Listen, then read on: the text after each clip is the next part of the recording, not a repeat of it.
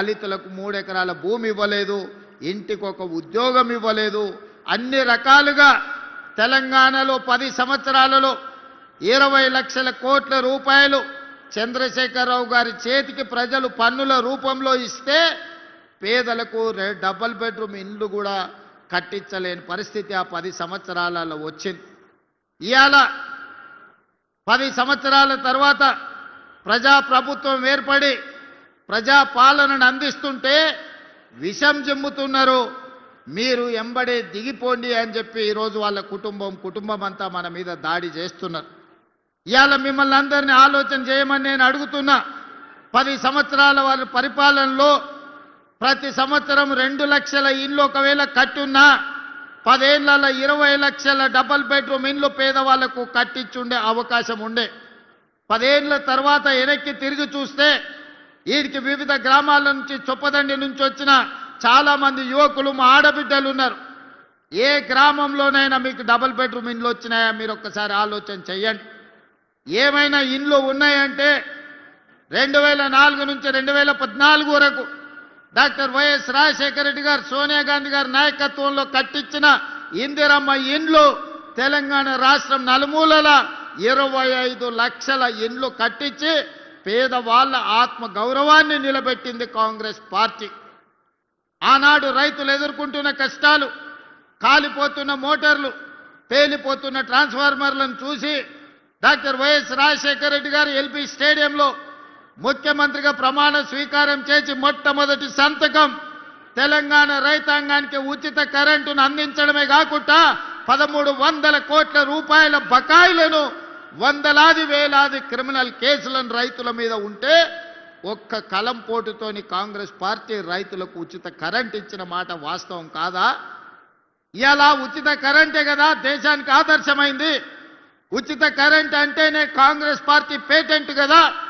ఈనాడు ప్రతి రైతుకు ఉచిత కరెంటు అందుబాటులోకి వచ్చింది అంటే అది కాంగ్రెస్ పార్టీ ప్రవేశపెట్టిన పథకం కాదా ఈ దేశంలో? ఇవాళ రాజీవ్ ఆరోగ్యశ్రీ పేదవాడు ప్రాణాలు పోతుంటే కాపాడుకోలేని పరిస్థితి.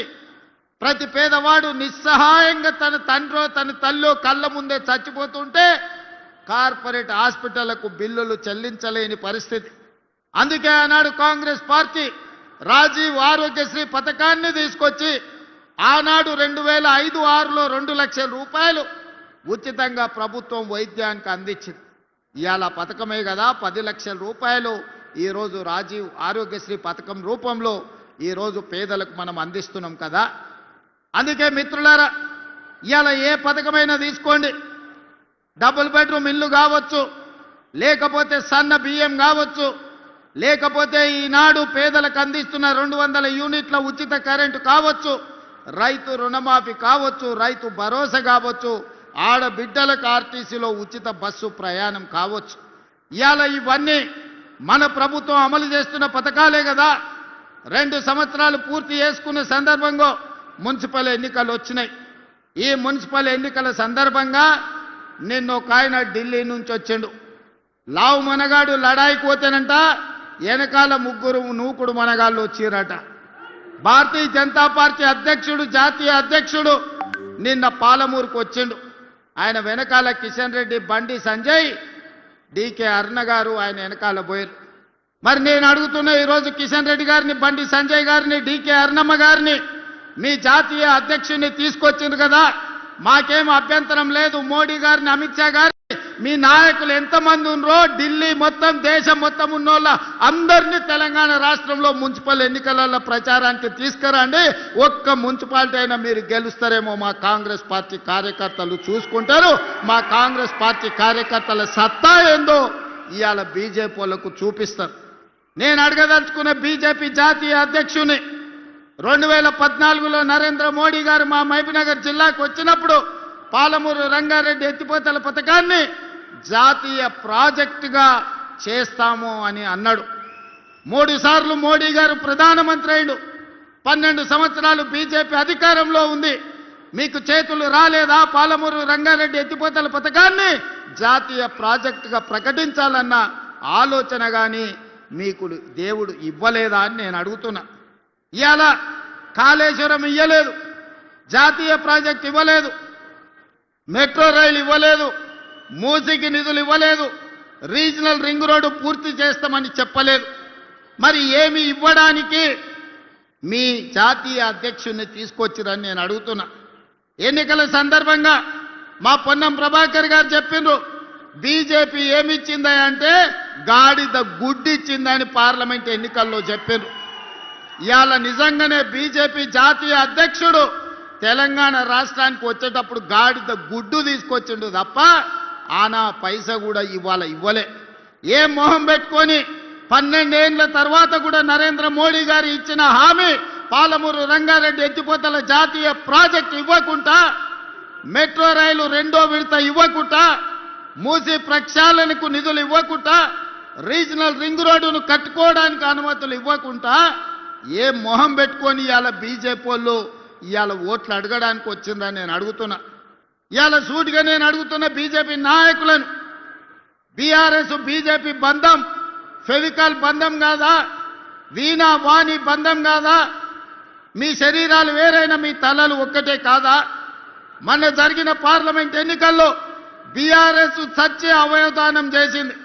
ఎక్కడైనా ప్రమాదంలో ఎవరైనా చావు బతుకుల మధ్యలో ఉంటే వాళ్ళు సంతకం పెడతారు, నా మరణానంతరం నా కిడ్నీలు దానం చేస్తున్నా, నా మరణానంతరం నా కళ్ళు దానం చేస్తున్నా అని మనం అవయవదానం చేసేటోళ్ళని చూసినాం. కానీ బీఆర్ఎస్ దరిద్రమేందో పార్లమెంట్ ఎన్నికల్లో మా ఓట్లు మా సీట్లు బీజేపీకి దానం చేస్తున్నామని 8 మంది ఎంపీ సీట్లను బీజేపీ వాళ్ళని గెలిపించింది బీఆర్ఎస్ వాళ్ళు కాదా? ఒక్క సీటు కూడా గెలవలే. 8 సీట్లలో బీఆర్ఎస్ వాళ్ళ డిపాజిట్లు పోయినాయి. మరి ఇవాళ 8 పార్లమెంట్ సీట్లలో డిపాజిట్ పోయిన బీఆర్ఎస్ వాళ్ళు మేమే గెలుస్తామని రంకెలేస్తారు. డిపాజిట్లు రాని బీఆర్ఎస్ సన్నాసులు రేపు మున్సిపల్ ఎన్నికల్లో ఎట్లా గెలుస్తారని నేను అడుగుతున్నా.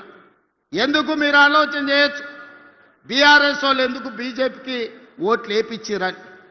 దోపిడీ చేసిండ్రు, వేల కోట్ల రూపాయలు కొల్లగొట్టిరు.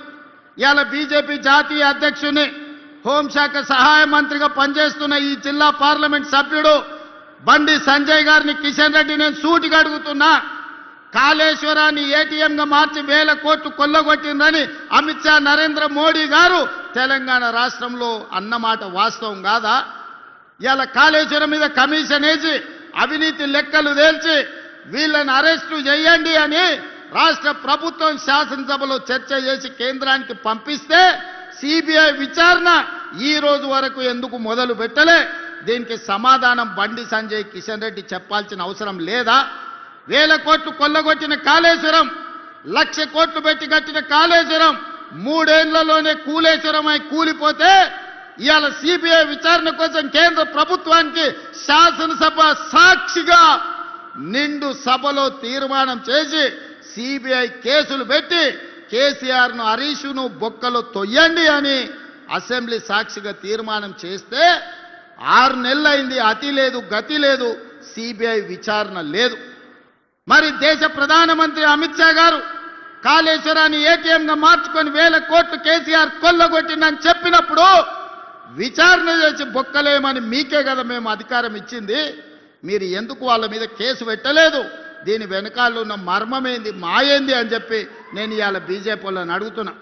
ఫార్ములా ఈ రేస్ పేరు మీద కోట్ల రూపాయలు కొల్లగొట్టి కేటీఆర్ గారు అవినీతి అక్రమాలకు పాల్పడ్డాడని చర్యలు తీసుకోవడానికి అనుమతి ఇవ్వమని, ఐఏఎస్ ఆఫీసర్ల మీద అనుమతి ఇవ్వమని కేంద్రానికి లేఖ రాస్తే 6 నెలల నుంచి ఢిల్లీలోనే ఆ లేఖ మూలుగుతుంది. ఒక పక్కన కాళేశ్వరంలో కేసీఆర్ హరీష్ను, ఫార్ములా ఈ రేసు కార్ల కుంభకోణంలో కార్ పార్టీ కేటీఆర్ను కాపాడుతున్నది బీజేపీ వాళ్ళు కాదా? ఇవాళ బీజేపీ బీఆర్ఎస్ బంధం రేపు మున్సిపల్ ఎన్నికలలో కూడా ఉంటుంది. ప్రత్యక్షంగా పరోక్షంగా కరీంనగర్ మున్సిపల్ కార్పొరేషన్లో బీఆర్ఎస్ బీజేపీ ఒకరికొకరు సహకరించుకొని కాంగ్రెస్ పార్టీని దెబ్బతీయాలని గూడుపుటాన్ని చేస్తున్న మాట వాస్తవం కాదా? ఇలా నిజంగానే చిత్తశుద్ధి ఉంటే ఎన్నికల ఓట్ల లోపల కాళేశ్వరం కుంభకోణం మీద హరీష్ని, కేసీఆర్ను సిబిఐలో అరెస్టు చేయాలి. ఫార్ములా ఈ రేసులో కేటీఆర్ను అరెస్టు చేసిన తర్వాతనే బీజేపీలు తెలంగాణ రాష్ట్రంలో ఓట్లు అడగాలి. మీ కుమ్ముక్కు రాజకీయాలు, మీ ఫెవికల్ బంధం రాజకీయాలు తెలంగాణ సమాజం గమనిస్తలేదని మీరు అనుకుంటే మీ అమాయకత్వమే అవుతుంది తప్ప ఇంకొకటి కాదు. అందుకే ఇవాళ సూటిగా అడుగుతున్న బీజేపీ నాయకులను, మీ జాతీయ అధ్యక్షుడు వస్తే అనా పైసదేడు గాడిద గుడ్డు తీసుకొస్తాడు. ఈ రోజు అవినీతికి పాల్పడ్డ బీఆర్ఎస్ వాళ్ళని మీరు కాపాడుకుంటూ మీరు ప్రొటెక్షన్ మనీ తీసుకుంటున్నారు వాళ్ళ దగ్గర. ఇవాళ మీరు కాపాడడానికి వాళ్ళ దగ్గర మీరు మామూలు వసూలు చేసుకుంటున్నారు తప్ప మీరు వాళ్ళని అరెస్ట్ చేసే పరిస్థితి లేదు. అందుకే మిత్రులారా, తెలంగాణ సమాజాన్ని ఆలోచన చేయమని నేను చెప్తున్నా. ఇవాళ బీజేపీ బీఆర్ఎస్ వాళ్ళు చీకటి ఒప్పందంలో భాగంగా కాంగ్రెస్ పార్టీని దెబ్బతీయాలని చూస్తున్నారు. 2 ఏళ్లలో మీరేం చేసిండ్రని మమ్మల్ని అడుగుతారు. నేను అడగదలుచుకున్న 10 ఏళ్ళు కేసీఆర్ ఏం చేసిండో, 12 ఏళ్ళు నరేంద్ర మోడీ ఏం చేసిండో లెక్క చెప్పండి. 2 ఏళ్లలో మేము ఏం చేసినామో శాసనసభలో లెక్క చెప్తా. ఒకవేళ మీకు ఈ వేదిక మీద నుంచి 2 ఏళ్లలో మేము ఏం చేసినామో ధైర్యం ఉంటే లెక్క రాసుకోండి. గుండె పగిలి సస్తారు బీజేపీ వాళ్ళు, బీఆర్ఎస్ వాళ్ళు. లెక్క రాసుకోండి అని చెప్పి నేను ఈ వేదిక మీద నుంచి చెప్పదలుచుకున్నా. విద్యార్థుల కోసం ఈ 2 ఏళ్లలో 70,000 ప్రభుత్వ ఉద్యోగాలు, ఎల్బీ స్టేడియం సాక్షిగా, శిల్పారామం సాక్షిగా ఎన్నో ఏళ్ల నుంచి నీళ్లు నిధులు నియామకాల పేరు మీద తెలంగాణ ఉద్యమం జరిగితే నియామకాలు మీరు చేపట్టకపోతే ప్రభుత్వంలో 70,000 ఉద్యోగాలు మేము ఇచ్చినాం. 70,000 మంది తలలు లెక్క పెడతా. ఎల్బీ స్టేడియానికి ధైర్యం ఉంటే రమ్మని బీఆర్ఎస్ బీజేపీ వాళ్ళకు నేను సవాలు విసురుతున్నా.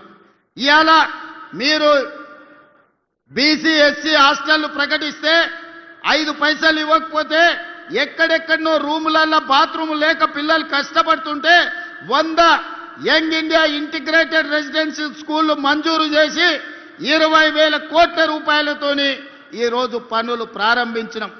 బుక్కెడు బువ్వ మీరు చక్క పెట్టకపోతే హాస్టళ్లలో చదువుకుంటున్న పిల్లలకు 40% ఈ రోజు మనము వాళ్ళ భోజనానికి రేట్లు పెంచినాం. 200% కాస్మెటిక్ ఛార్జీలు పెంచినాం. ఇవాళ ప్రతి విద్యార్థికి పాఠశాలకు వెళ్ళేవాడికి రేపటి నుంచి రేపు వచ్చే అకాడమిక్ ఇయర్లో బ్రేక్ఫాస్ట్ పెట్టాలని ఇవాళ నిర్ణయం తీసుకున్నాం. ఇవాళ ఇదే చొప్పదండిలో డిగ్రీ కాలేజ్ లేకపోతే మేడుపల్లి సత్యం అన్న మా యువకులు చదువుకుంటారు. డిగ్రీ కాలేజీ ఇవ్వాలి అంటే ఇవాళ మీకు డిగ్రీ కాలేజీ ఇచ్చినాం.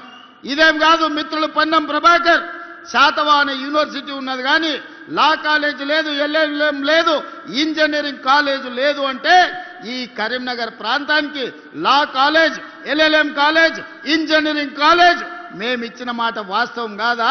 ఆదిలాబాద్ జిల్లాకు యూనివర్సిటీ ఇచ్చిన మాట వాస్తవం కాదా?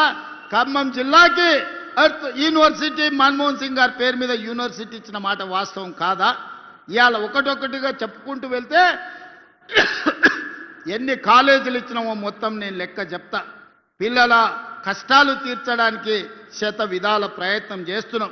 నిరుద్యోగ యువకులకు 70,000 ఉద్యోగాలు ఇచ్చినాం. ఇవాళ రైతు రుణమాఫీ 25,35,000 రైతులకు 21,000 కోట్ల రూపాయలు, 2 లక్షల రూపాయలకు లెక్క కట్టి రైతులకు రుణమాఫీ చేసి ఈనాడు 9 రోజుల్లోనే 9,000 కోట్ల రూపాయలు రైతు భరోసా తుమ్మల నాగేశ్వరరావు గారి నాయకత్వంలో ఈ రోజు వాళ్ళ ఖాతాలలో నగదు బదిలీ చేసింది నిజం కాదా? ఉత్త వ్యవసాయం మీదనే 1,15,000 కోట్ల రూపాయలు రైతుల కోసం ఈ రోజు మనము నగదు బదిలీ చేసినాం.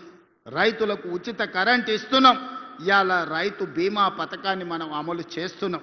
అదే కాదు, ఆనాడు కేసీఆర్ అన్నాడు ఒరేసుకుంటే మీరు ఊరేసుకున్నట్టే అని.